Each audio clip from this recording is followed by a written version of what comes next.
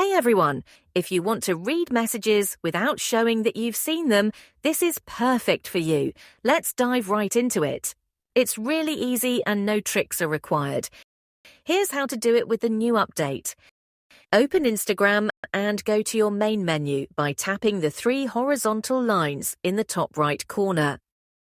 Scroll down and select Messages and Story Replies. Find the option that says Show Read Receipts and toggle it off. And that's it. Now, when you open your messages, the sender won't be notified that you've read their message. Simple and straightforward.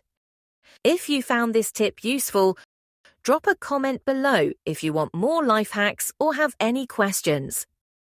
And don't forget to subscribe for more helpful tips and updates. See you next time. Peace.